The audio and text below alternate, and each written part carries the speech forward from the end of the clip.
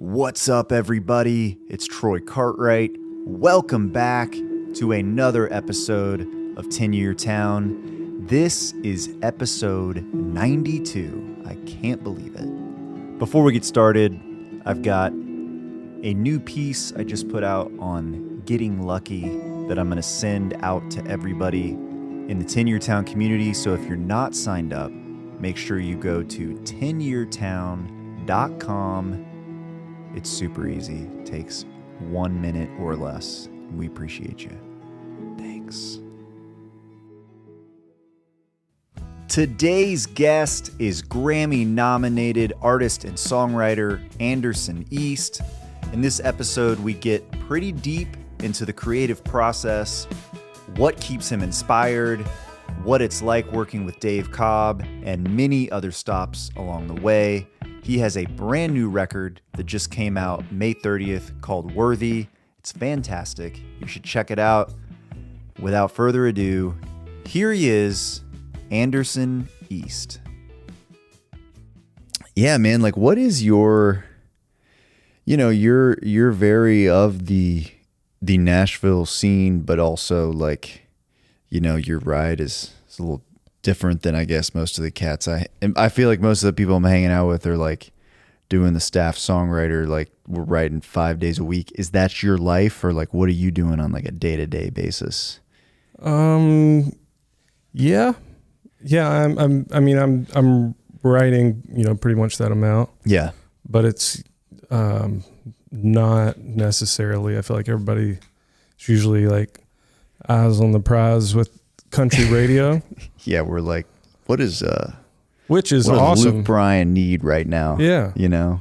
And every now and then I get to do that. I've got, all my buddies, that's their kind of thing. And I find it so impressive, just like being able to like hit that mark.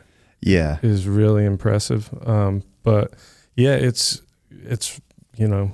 every day, and it'll range from, a country thing to, a DJ from Colorado for XYZ, or making a record for somebody. So that's cool. It just depends. Yeah. It's just every day's a little different. Yeah. Which is great. Like I love like not feeling, this is the thing that I'm doing every day. It's like I get to spread out and do weird stuff. Yeah, I think it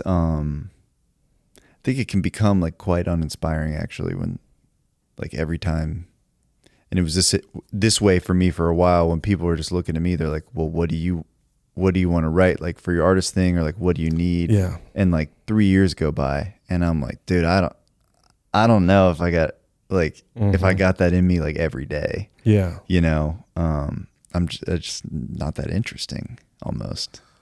And it's good to like rewalk the same field, because you always might find something new. Yeah, that's true. But I mean, it's kind of but yeah, like you said, nobody's got that much to really give at that point. I feel like there's like these little like mountains or hills of emotion, and you can like get one or two of those things, and then you find this other hill and you find one or two of those things, and then maybe the best one or two of those things kind of start to live as a record. I'm always like record focused with everything. Like writing a song just to write a song is great, but it's like what's the end of it look like, and how does it go together? Yeah. And then, like sonically, like what somebody else is trying to accomplish, either, just writing a song just to where like, okay, we know I've got like a framework of like where this is going to ultimately live. Yeah. And so we'll, kind of go to that direction. But yeah, it's an interesting balance, especially like having the, artist side as well. Right. Yeah, it's like I think some of my favorite days are just, I got two of my favorite ways to do it are like, it's just some good friends and there is no pressure. It's just like, what's the coolest thing what's the best idea in the room? Let's write that. But sometimes it is really fun when you get in there with somebody that is doing it for their artist thing, somebody that's not me, because it's just like getting to crawl inside somebody else's head for a little bit and like live, you know. What's the like, are you like majority like with the artist writing? That's a good question. It really depends. Like any outside, like any cuts I've had that haven't been like me releasing it have been outside songs. Oh wow. Yeah, which might be unusual. I think that is. Yeah, so like they were pitched or sometimes like somehow the artist hears it and like maybe they'll be like, "Hey, I love this. Like I would probably change this thing." So then technically we wrote it together but not the meat of it. Right. But I do really enjoy getting to write. I think something I've been working on recently is just like, you know, Luke Combs isn't writing with me. Mm-hmm. He's got his people. Mm-hmm. So we've just been experimenting, and I say we, it's just like me talking to my publisher or whatever, with like going in with like a young artist. Mm-hmm. And then it's like, well, what do you want to say? Yeah. You know, and just trying to figure it out. Yeah. And it's fun. It's different. I don't have a lot of, I mean, I have a little bit more now, but I don't have that much experience doing it, you know? Yeah. So it's just, I think it's just different. Yeah. I think that's like so rewarding too. Like being able to like help someone else find who they are. Yeah. You know, musically is so valuable. Yeah. I think the dream, right, is to get to like, it's happened a couple of times where you really get on the ground floor and you're helping with the songs, but you're also helping with like the direction, mm-hmm. you know, be that the, what the songs are about or also what it should sound like, mm-hmm. you know, and when you have a totally blank canvas like that, it can just be so much fun. Yeah. You know? Yeah. Yeah. Sonically. And then like, just like giving somebody some confidence. Yeah. Like, hey man, you're fucking awesome. You're great. Yeah. Like that's sometimes like that goes a long way, man. Dude, no doubt. Like you're really doing it, man. You're doing a good job. Let's take a quick break here to tell you about our friends, the Graphic Guitar Guys. If you've ever thought about having a custom guitar, whether for merch, a giveaway, or a unique VIP package item, Graphic Guitar Guys makes it simple. They've worked with some of the biggest names in country music, handling everything from the guitar to full color graphics and shipping, and it's all for one easy price. They're also a great option for album pre-sale bundles or fan collectibles. I've worked with Scott and the rest of the team myself, and they really do make the whole process effortless. Check them out at thegraphicguitarguys.com. Now, back to the show. Well, I always start this thing off. We're kind of already on our way, but you're sorry, drooping a little bit there. How long have you been in town? Like 20, 21 years, okay. Something around there. Where from? Alabama, North Alabama. North Alabama. Yeah. Did you grow up in like a musical family? Not like, my mom was the piano player in church. Yeah. And we were like pretty church centric. Yep. And so, you know, I definitely got the gospel thing nailed into me, but nobody was like playing records or, you know, Dad was listening to like Paul Feinbaum sports radio and stuff like that. So still it wasn't doing it. Yeah. Is he still doing it? I think so. Wow, that guy's. Or it's like I'm interchanging it with some other guy. Yeah. That's like the quintessential, like, you know, Alabama Sports Talk Radio. Yeah, him and what was the other guy? Paul Harvey. Yeah. Yeah, we had a lot of Paul Harvey. But yeah, not a lot of like pop music. Yeah. But but that was kind of a weird blessing, I guess, because like everything I ever found was like this little bit of gold. Yeah. And how did you like start to find stuff? You know, like just 90s radio and, you know, and then I got a job at a record store. They put in a awesome. Sam Goody Yeah. in our town. And so I could just recycle my paycheck over and over and, you know, just buy anything. Yeah. And I was like, wow, this is incredible. And then I had this buddy who he opened a skateboard shop in our town, which was a terrible business decision. But he had these catalogs to where you could order, like records from it. And there was like all this stuff I'd never heard of, you know, like, all like the rhyme sayer stuff and, you know, People Under the Stairs and, you know, skateboard videos. That's where I'd find like all the music that I loved. Yeah. And, so I would order these CDs through him and it was pretty odd way of going in North Alabama to be getting these hip hop records, these underground hip hop records. Yeah. But it was quite the education. Yeah. And it creates like a very unique, taste profile. Yeah. I'm still like, man, everything's awesome. Like it is like, there's so much cool stuff out there. Yeah. Do you just mean like music in general? You don't feel like you're tied to like listening to one genre or whatever? No. It's pretty diverse, but I mean, I got the like, you know, my comfortable stuff that I can always fall back on. Yeah. But yeah, I can get wild if I need to. Yeah, man. That's awesome. Yeah. It's interesting how like the music taste develops over time. I feel like mine initially was so bad. Yeah. Oh God. Yeah. And you know, in my case, I was just growing up in like the suburbs of Dallas. Yeah. You know, so it's like MTV.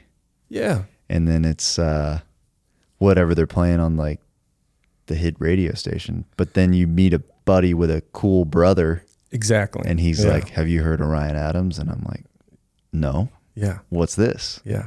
You know, and then that'll change your day. I mean, the first time you hear something like that you never heard before, and it feels like it's yours. It feels like a secret. Yeah. And I love that. I love finding, you know, when you find a band like earlier, just that no one's ever told you about before, like you feel this weird like ownership of it. Yeah, for sure. You know, becomes a part of your story. Yeah, it's like, and I kind of like think of it too, like it's part of your trick bag. Yeah. You know, it's like, oh, I know that thing.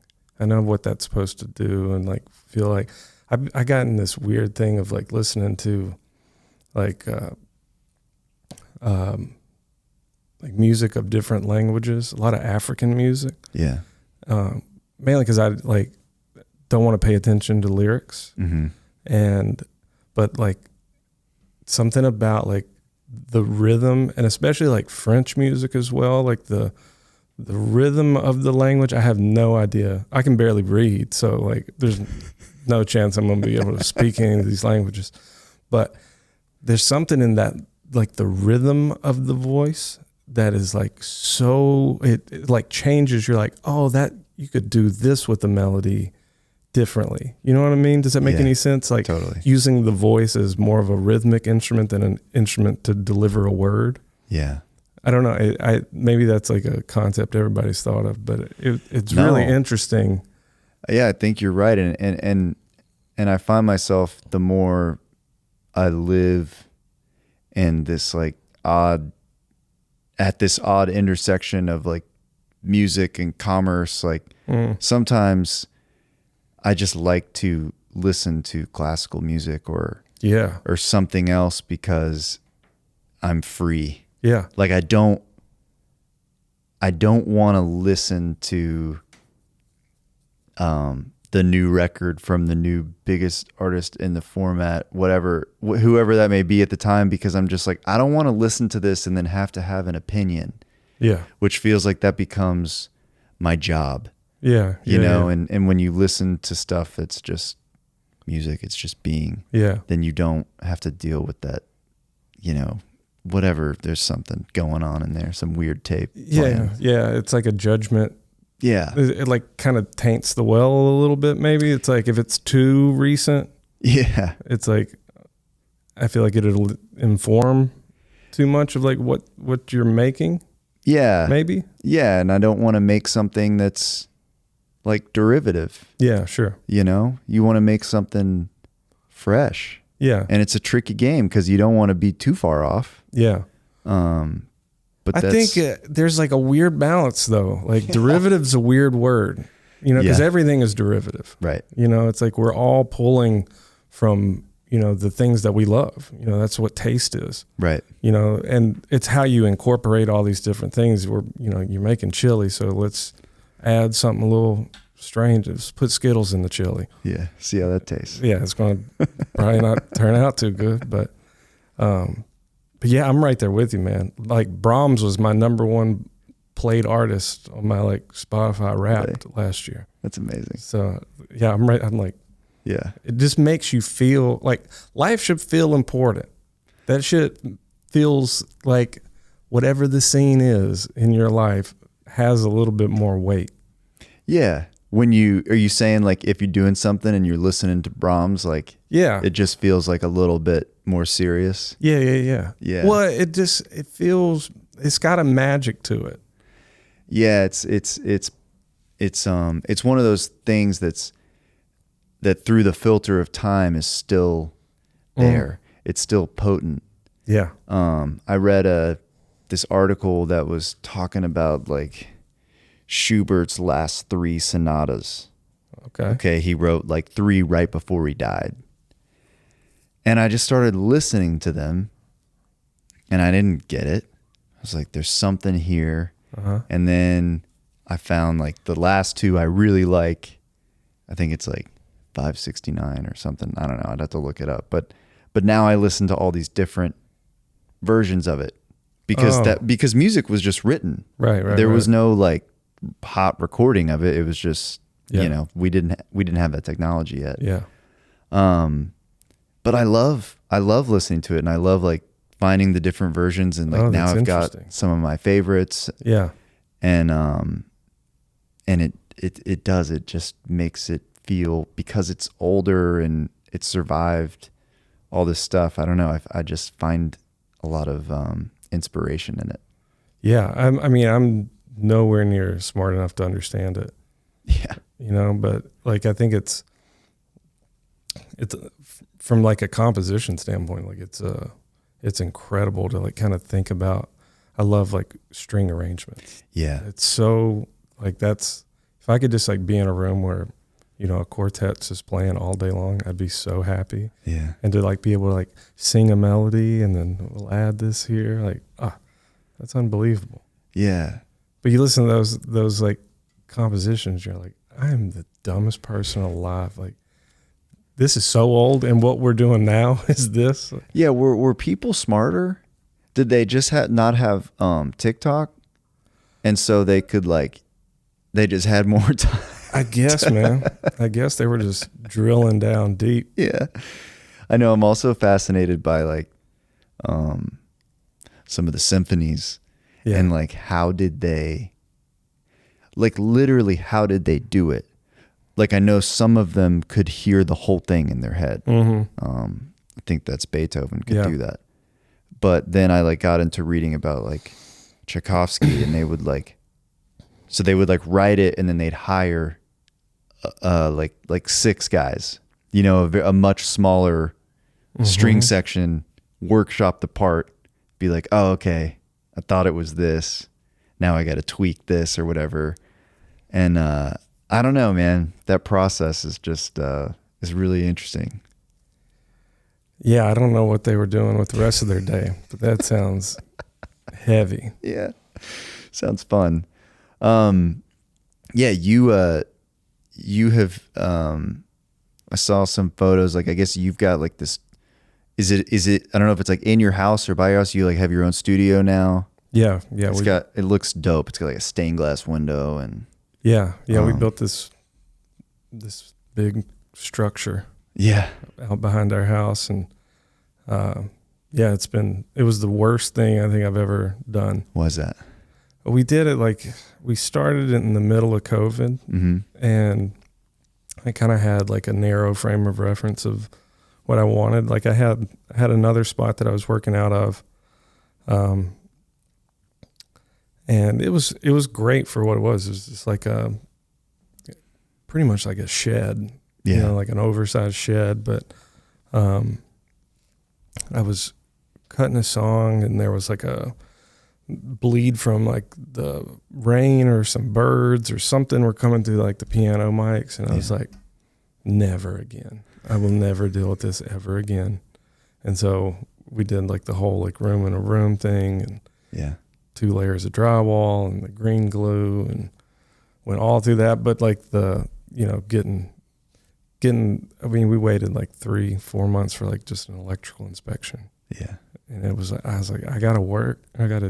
And I'm just kind of sitting around and just like going out of my mind. It was awful. But now it's incredible. It's an amazing spot, and it's just super inspiring every day. It's like it's just possibilities. Yeah, you got all the toys set up, and yeah, everything's just kind of ready. Like I've just tried to do like there's no friction.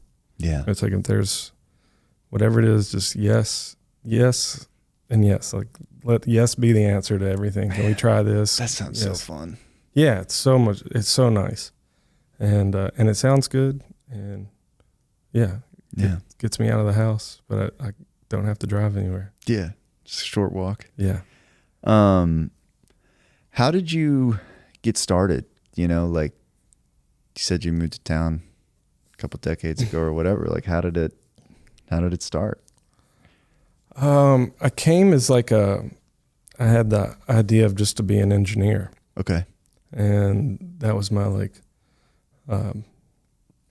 my big idea. It's like, whew, it's gonna be tough. Yeah. But I think we can do that. Yeah. And I did that for a long time, and got to work at a bunch of studios and work with a bunch of different people, and and then I was writing songs and playing out, but everything was like always geared toward the record. It was like I only did all that other stuff so I would have something to record. Oh wow. And I would, you have to be a better guitar player for the record to sound good. You got to be a better singer for the record to sound good.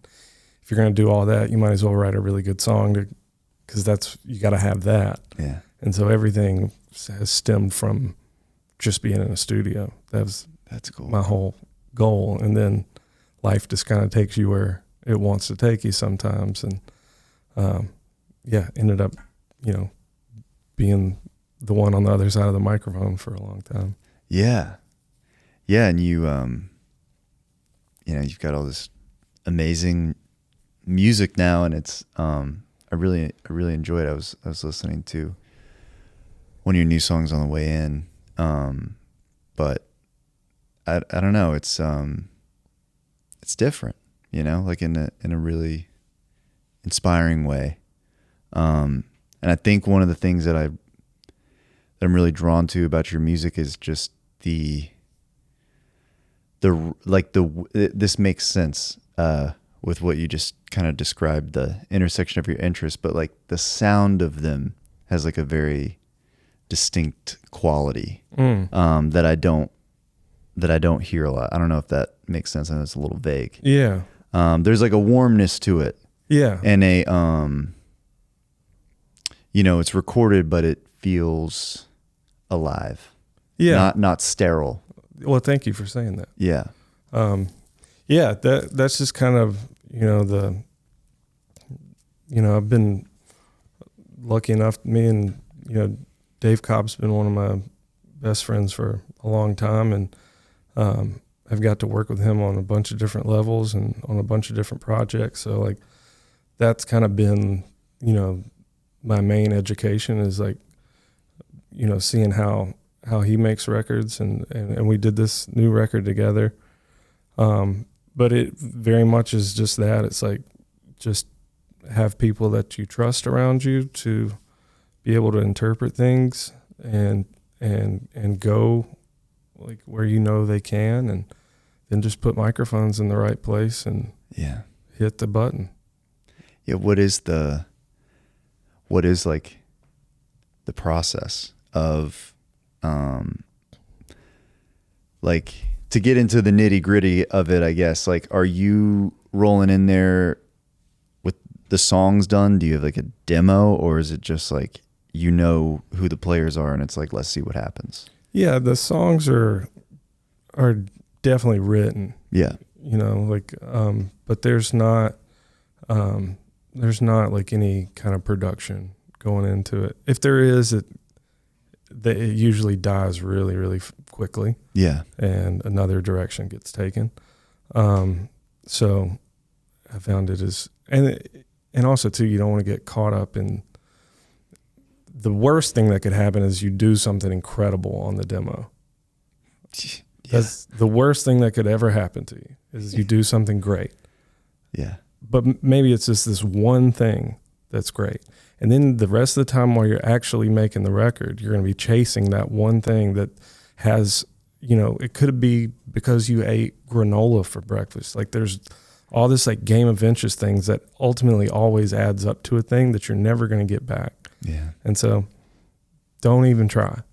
Like, so we just come in, you know, play the song down like on a guitar and goes, okay, we'll, you know, take this, let's move this over here. If there's arrangement issues, catch a vibe, and then just like a couple takes, and then that's the record. That's it. Yeah. Yeah. That's so, opposite of the way that a lot of the records are made in Nashville. Yeah.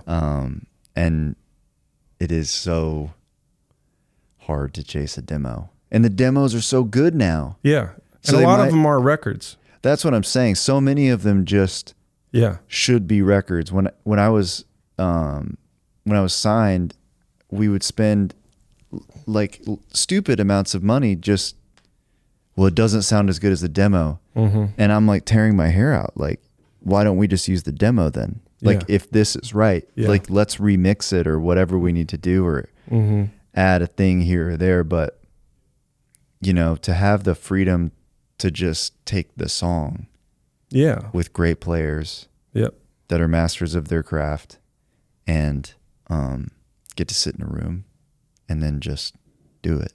Yeah. You know, that's, to me, that sounds incredibly inspiring.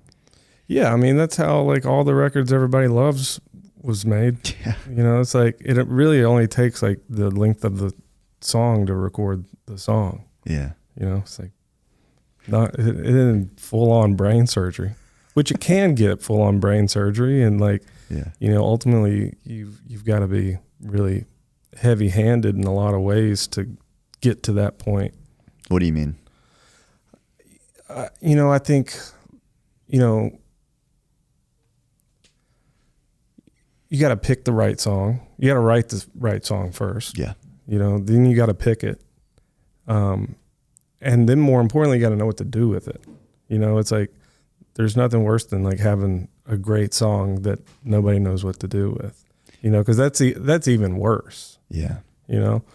And so, yeah, being able to like have the vision, and I feel like the way I like records, like it's a like reactionary conversation. It's like I'm only going to be informed about like any kind of decision, like in that moment. Any kind of preconceived idea that I have will get in the way. Yeah. And you'll fall short of it. Somehow you've already like kind of tainted the well by just like giving it thought. And it's like, you know, there's that Quincy Jones line or whatever, where he's talking about, you know, like you got to leave enough room for God in the studio. And like that is like the most wise thing and the hardest thing to ever learn is just like deep breath and like trust in yourself, in the process, in the people around you, in the quality of the material that you have. And then just like fucking cross some fingers and go, you know? Yeah, and hope there's some magic in there. Yeah, hope somebody hit record. That's it. You know, and I've been guilty of that. Not hitting record. Yeah, yeah, Oh my gosh. Yeah, it's nothing worse. yeah. That's an embarrassing moment. Yeah. Yeah, it's I find myself so frustrated a lot of times when I'll write a song by myself or whatever, and I'll sit in my office, which is very much not a studio. I have one SM7, All you need. which is all you need, but takes me so long, you know? And then I'm trying to figure out the click and the tempo, and I'm doing all this stuff. Oh, and then by the time I get it out, it's no good. The magic's gone. The magic's gone. Yeah. You know, I think a huge part of capturing magic and all of my best experiences in the studio have been this way. It's like the preparation, the song, you know, but then also everything's ready. It's all set up. Yep. And then The friction. somebody starts playing and you're like, oh my gosh, that's so cool. Yeah. You got to wait a second. And then the first time, so many times, the first time. Yep. First, you can't get back the first time. Yeah. There's a song there. Yeah. It's a pretty good idea. Yeah. Professionals. Yeah. But yeah, man, that friction's a real thing. And like that's my what I try to do. Like if in my free time, I'm like, how do we smooth everything out Yeah. to where yes is No the friction. possibility. Yeah. Well, and it's so common with a lot of music right now to do it all yourself. Yeah. Which is amazing. I love a lot of that stuff. Mm-hmm. But I'm a big believer in the ecology, the whole thing. Yeah. That's what makes Nashville so special is the best guitar players in the world are here. Yep. But same with the engineers and the studios and the equipment and all the stuff. And sometimes when you don't use it, it almost just feels like a travesty. It's like there's so much here that can let you catch a little magic. And it's hard. It's mind blowing how good people are. Like it is astonishing to me, like just how talented, like just like the people we know. Like I could call like 20 people right now that are the most devastating at their particular thing. Yeah. Like where else in the world does that exist? I mean, at scale, Right. no, Not a lot of places. not a lot of places. It's crazy. Yeah. And it just like keeps happening. I feel like, especially in town right now, it's like the most creative, at least for me. Like it's like I'm having the most fun I've ever had. Yeah. I feel the most creative I've ever felt.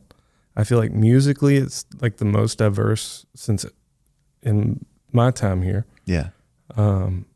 It's like what a great time to be alive, man. It's awesome. Yeah. Well, I love that. I love the positivity, man.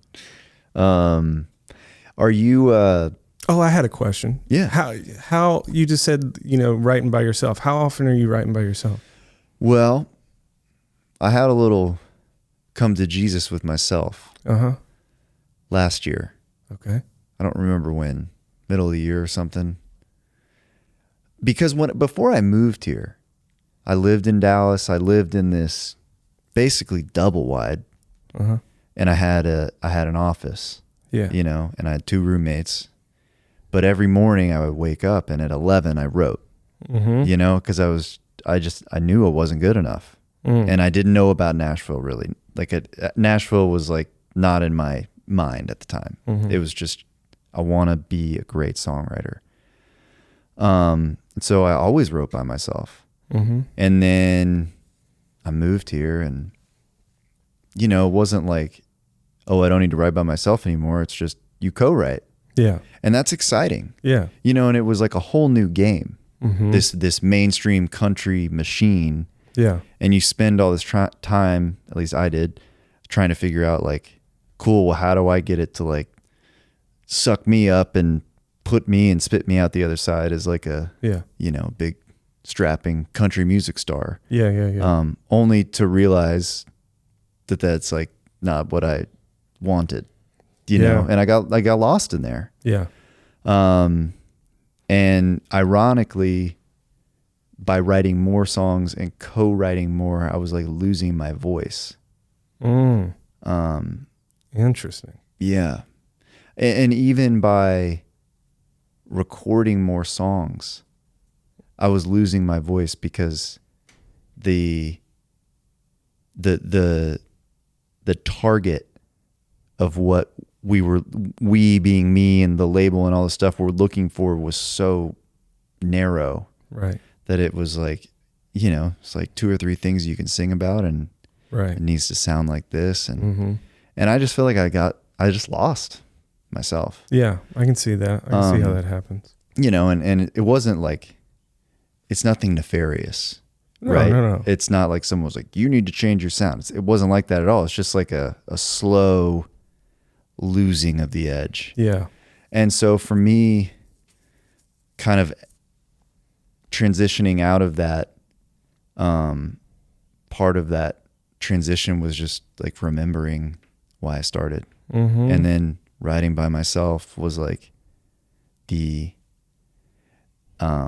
there was just this realization that, oh, I have the tools. I'm completely capable of like writing something by myself. Yeah. And let me just write something with no pressure. Just for me, just to see what it might sound like and what I would say. Yeah. And I think that those songs are some of my most interesting. Yeah. They're the most unique. Yeah. You know? And I don't know what'll happen with them, but I really am at a place where I'm in love with the process of making the song. And I don't want to place a whole lot of expectations on everything, because to me, the reward is like getting to make it. Yeah. So sometimes like I had this song I wrote the whole lyric out on one yellow pad on a flight flying back from somewhere, and just sitting there with the tray table down, filling up the page, and I got to the last line and I knew it was right. Oh yeah. I don't care what happens with the song. Yeah. That was a reward to me all in and of itself. That's cool. Yeah. Yeah. I think that's really interesting. Like, you know, talking about like, you know, refinding your voice again. Yeah. Like, that's like, that's a delicate dance, isn't it? Of like, well, you're self-aware. Yeah. And you're trying not to be. Do you think that's like the healthiest? Like I kind of wonder like what, like how much room to like let your,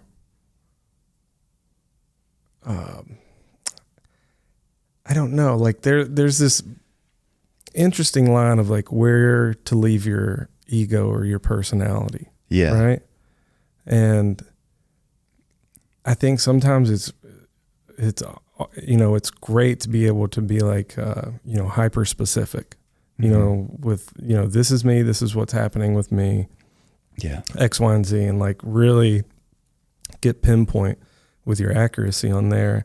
And then the other time, like, I find if the more I go down that road, the less happy I am. Because it's all about you. Yeah. And I'm trying to like I just want to be jazzed. I want to be excited about everything right now. And not to say like a sad song won't, like, you know, you get that chicken skin and it's like, oh my God, this is break my heart more. Yeah. Please. How do I do it? Hurt me. Yes. Oh, you know, amazing. Yeah. I think that, one of the things that's been really exciting to me is just trying to take myself out of it and try and write other people's story.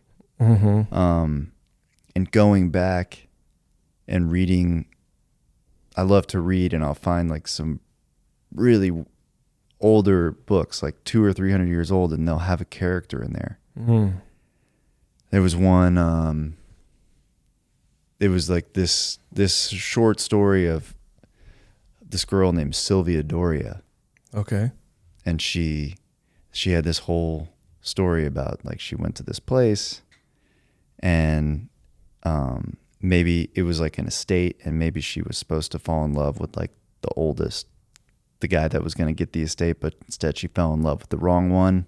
So they took her away and, you know, the story just kind of ends. It's like nobody knows what happened to her, but there's all this stuff that happens with the estate and the youngest son ends up getting it.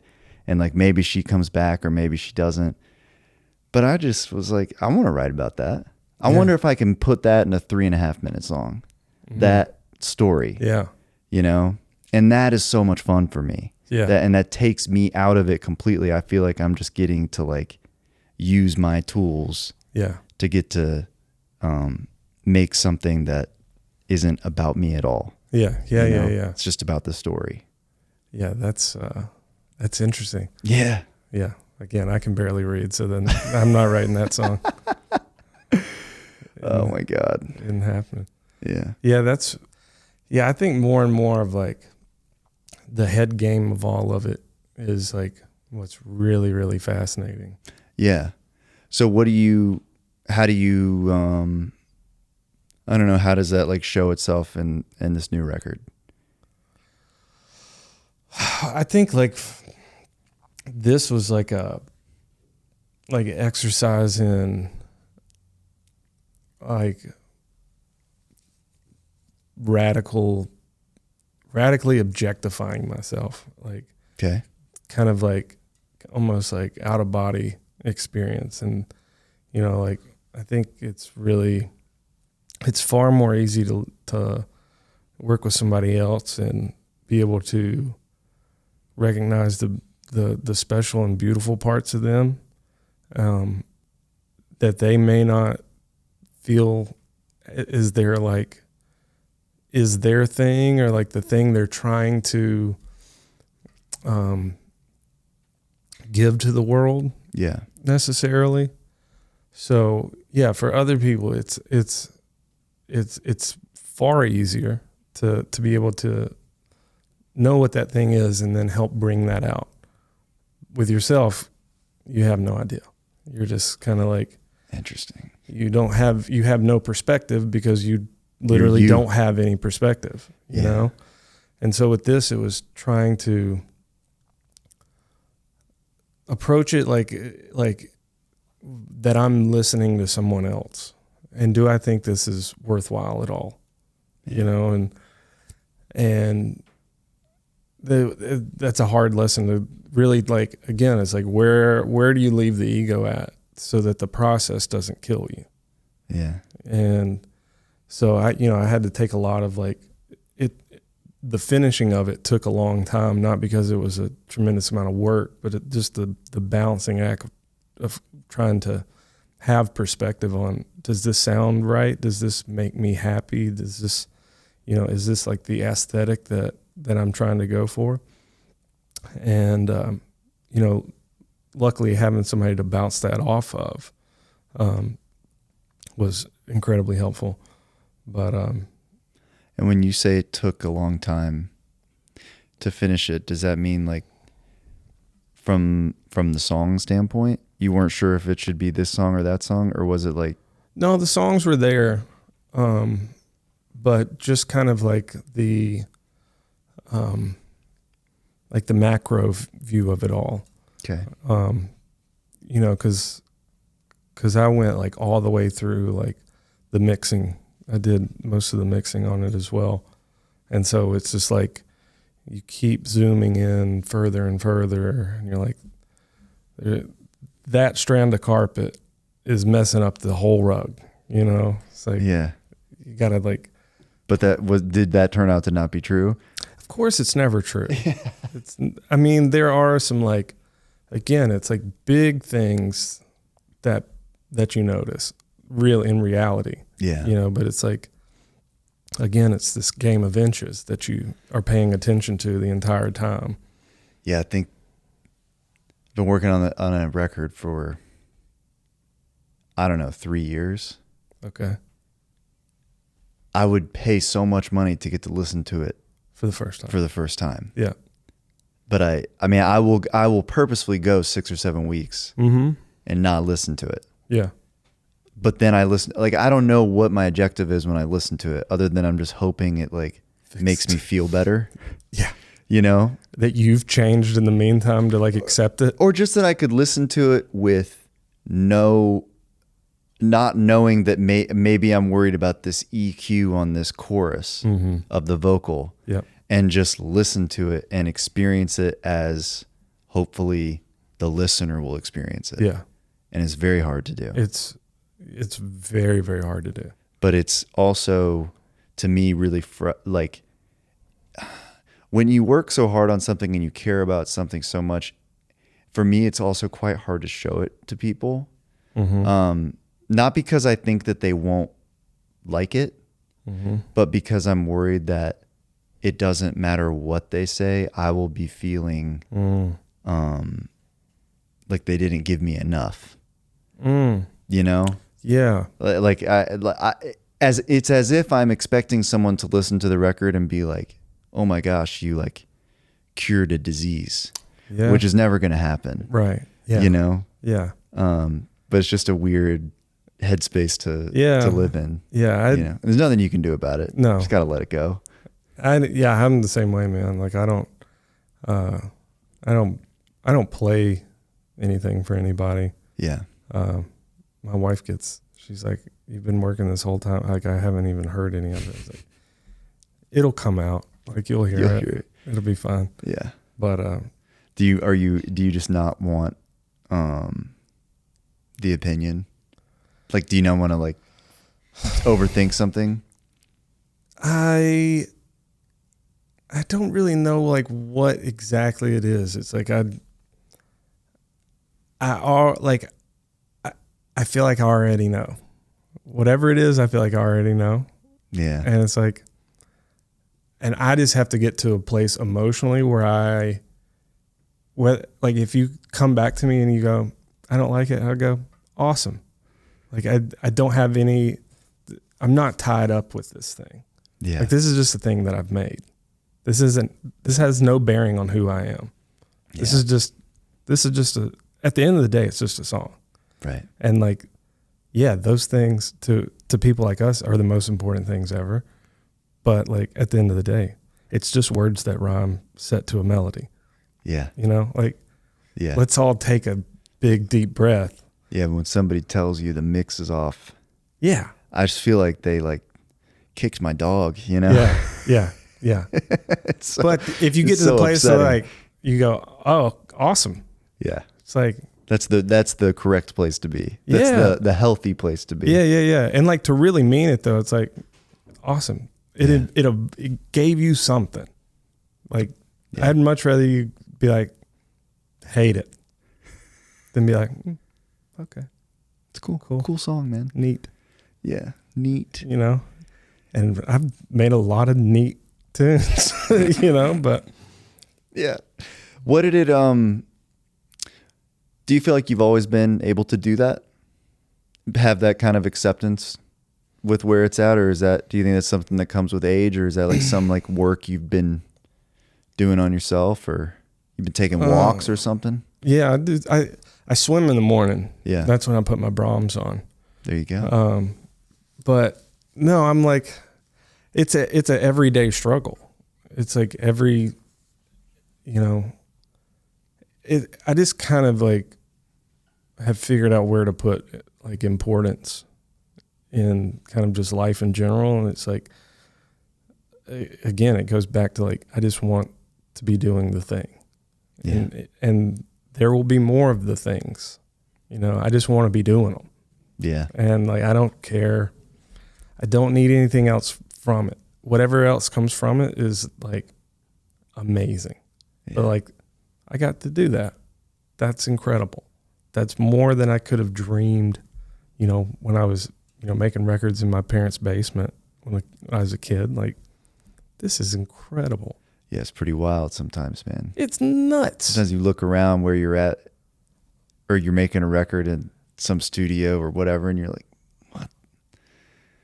what the hell happened? Oh, it's so, and it goes like so far beyond it. It's like the people you come up with, like good things are happening, across the board for other people. And you're like, this is bananas. Yeah. Like, it's so great, and you're just like, guess what I get to do today? Rhyme tomato, potato, tornado. Yeah. To steal the great Aaron Ratier's lines. It's like unreal. It's crazy. Yeah. That this is like, it's nuts. Yeah, man. It's easy to forget. Hell yeah. Easy to take it for granted. Big time. But the gratitude is, something to it. Yeah, man. It takes a lot of the stress off. Yeah. Have you ever listened, what's her name? She wrote Eat, Pray, Love. Elizabeth Gilbert. Yeah. Have you ever seen her TED Talk? No. I would highly recommend everyone watch her TED Talk. Okay. And it's about like the origin of the word genius. Okay. And it is like the most liberating, like 15 minutes you could have as a creative person to like be like, none of this is me. Like apparently, like the origin was like, it used to be a thing. Like you would have a genius, you would have this other entity that would come help you with your work. And then over time we internalized the word. Yeah. And she talks about, like Bravo, a glimpse of God, like all these things. Like it's not the artist. You had this thing. Yeah. And if you had a bad one, it's not your fault either. Oh, interesting. And it's so nice to like, she comes out, she's like, I can't remember. She's like 40 something years old. And she goes, it's increasingly likely that the best work of my life is behind me. Yeah. And you're like, oh my God. But then she just like kind of like walks through like her process of writing. She gets up at the same time. She goes to work. She invites this thing, and if it shows up, great. She's there to participate with it. Yeah. But if not, like, she's not, I think she's like, that would drive people to drink gin at 10 in the morning. And she hasn't gone to that route, Yeah. Yeah, man. I go on this, I do like the same walk every morning. Uh-huh. And the other day I like looked up, I heard this like weird bird call. I'm like a bird expert. Okay. I'm not at all. Like I like looked up one of the birds one time. I like took a picture and like put it in Google. I was like, what bird is this? Uh-huh. But I've been trying to do no headphones on the walk. Yeah. Just to like, I don't know, see what comes loose. Yeah. And I saw, I don't know, last week I saw this bird I hadn't seen before. Mm-hmm. I looked it up later. It was called a red-bellied woodpecker. Party. But it doesn't have a red belly. It's got a red hat. It's very confusing. But I look up this bird. I'm into this bird, dude. I'm like, and then I'm waking up the next morning. I'm like excited. I know where this tree's at. I'm like, I'm gonna go check out this bird. Uh-huh. And I've never seen it again. Okay. And I feel like that is like the thing. It's like we just show up every day. All right. And sometimes Just looking for the bird. Sometimes there's a bird, I like man. that. Yeah. And it's most times there's not. Yeah. But that's okay. Yeah. I still get excited. I was still excited this morning to like get up and go on my walk. Hell yeah. The possibility was exciting. Yeah, man. Well, it's like, again, it's that like, I don't know, like getting the goosebumps. Yeah. It's like, we're all junkies for that thing. Like to get that, like, yeah, there's something else involved here. Like, man, what a thing to chase. Yeah. And it happens on all these different fronts, while you can be pursuing like ultimately like one outcome. Right. It's like, there's all these different stages of that thing can show up, and like, whoa, that like, I don't know. I don't do accountants have that when they're like, they get to the end of the spreadsheet and they're like, Look at that. Balanced. Bravo. Glimpse of God right there. Maybe. I'm sure that exists somewhere. Somebody. The best accountant in the world gets that feeling. Yeah, probably. I bet. I hope so. Yeah. But it's like, I can't think of like anything else like, man, that it's such an immediate thing, you know? Like, what a cool thing to chase all day. And every now and again you get paid for it. I know. And then you feel like you got one, like it feels like you did a little robbery. Yeah. You know, it doesn't feel like sometimes when I get paid for a song that performed well or whatever that means. Yep. I'm like, they don't know I do it for free, bro. Yeah. Like I feel like that I almost feel like it's wrong. Like somebody messed up. I'm like, are you sure you're supposed to be giving me this money right now? Yeah. But then it's like, also too, like, but then you have to like flip that. It's like, man, you've worked your whole life to be able to do that. You need money, man. Well, you need, for sure. But it is valuable. Again, it's just a song. It's like holding these two polar opposite things together. You know, like we would get off stage and I go like, this means nothing, but it means everything all in the same time. Yeah. Like for that, like 90 minutes, like that's it. That's all it was. You know, it's like, and what does it do? You know, it made like, it affects a lot of people, you know, and it's how like, you know, like what song of like that you've heard like has like altered the course of your life. That's happened to me countless times. You know, like who I am as a person like fundamentally has been shifted by all these things, and it's like that's worth a tremendous amount, you know. And it's like the gifts that it like has given me is tenfold.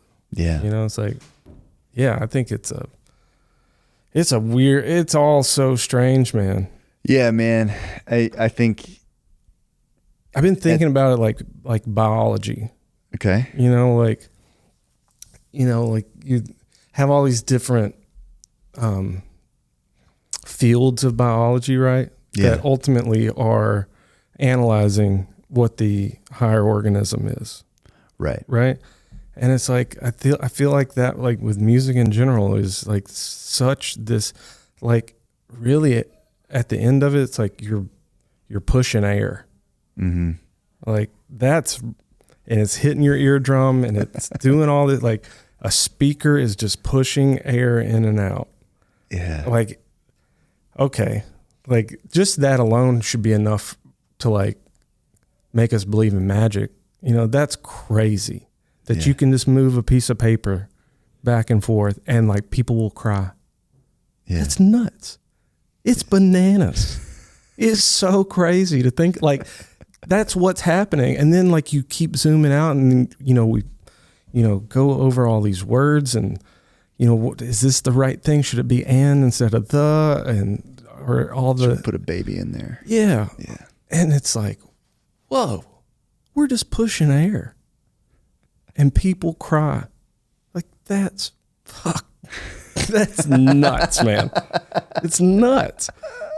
But it's like all these different little bits of that organism are really important, you know, to like get to that place. Yeah, man. Oh, it's beautiful.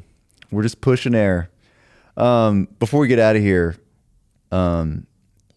if you could give younger you one piece of advice for the journey ahead, you know, what would you tell them?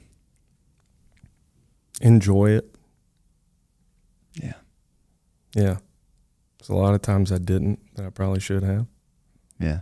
Yeah. Enjoy it. I like that. That's very good. All right, guys. That's it. That's the pod. See you later. Hey guys, thank you so much for listening. If you want to submit a question for one of our Q&A episodes, you can do so at tenuretowne.com. We would love it if you would join the Tenure Town community, which just means we'll send you updates via email about stuff we got going on. And of course, please rate and review on Spotify, Apple Podcasts, or YouTube. Wherever you listen or watch this thing, we appreciate you so much. See you next week.